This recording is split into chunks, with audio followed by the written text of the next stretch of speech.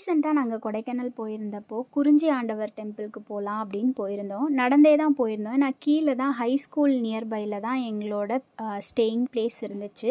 So போகிற வழியில் இந்த செட்டியார் பார்க் பார்த்தோம். நாங்கள் போன டைம் பார்த்தீங்கன்னா ஒரு 7:30 இருக்கும். அதனால பார்க் வந்து ஓப்பனில் இல்லை. பட் ரொம்பவே பியூட்டிஃபுல்லாக இருந்தது. போகிற வழி எல்லாம் அங்கே இருந்த வீடெல்லாம் அவ்வளோ ஏஸ்தட்டிக்காக நிறைய ஃப்ளார்ஸோடு இருந்தது. அங்கே போயிட்டு அங்கேருந்து ஆப்போசிட்டில் நாங்கள் பார்க்கும்போது அதர் வில்லேஜஸ் எல்லாம் எங்களால் பார்க்க முடிஞ்சிச்சு. நீங்களும் இப்போ பார்க்கலாம். இங்கேருந்து பார்த்தா ஆப்போசிட்டில் இருக்கிற மலையெல்லாம் இருக்குது. ஸோ இதோடைய லெஃப்ட் சைடில் தான் நாம் வந்து டெம்பிள் பார்க்க முடியும். அண்ட் உள்ளே போயிட்டு 12 இயர்ஸ்க்கு ஒன்ஸ் பூ பூக்கிற குறிஞ்சி மலருடைய செடியையும் நாங்கள் பார்த்தோம். பூ பார்க்க முடியல, ஏன்னா 12 இயர்ஸ் ஒன்ஸ் தானே பூக்கும். ஸோ இதுதான் அதோட செடி. நீங்கள் போனால் மறக்காமல் பாருங்கள். அண்ட் இங்கே வந்து இந்த மாதிரி தாம்பூலங்கள் தான் வச்சுருந்தாங்க. பூஜைக்கு எடுத்துகிட்டு போவாங்க இல்லையா? ஸோ அங்கே பூத்த அந்த டேரியா பூக்கள் வந்து வச்சுருந்தாங்க. அண்ட் இந்த பூ நான் ஃபர்ஸ்ட் டைம் பார்க்குறேன். ரொம்ப அழகாக இருந்துச்சு.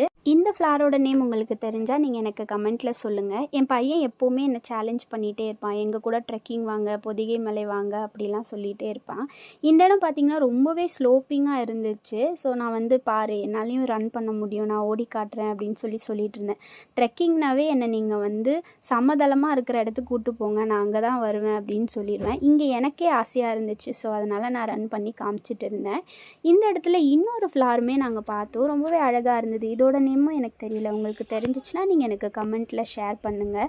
இது என்னோட 16th of Juneோட சிங்கிள் டே இன்கம் 2000 rupees. இதுக்கு காரணம் அஃபிலியேட் மார்க்கெட்டிங் தான். இதுக்கு அடுத்து வரப்போகிற ஸ்க்ரீன்ஷாட்டை பாஸ் பண்ணி படிங்க. என்னோட ஸ்டூடெண்ட் அவங்களோட ஃப்ரீலான்சிங் இன்கம்மை ஹாப்பியாக எனக்கு ஷேர் பண்ணியிருந்தாங்க. நீங்களும் இதே மாதிரி ஃப்ரீலான்சிங் அஃபிலியேட் மார்க்கெட்டிங்கில் ஒர்க் பண்ண ஸ்கில்னு கமெண்ட் பண்ணுங்கள்.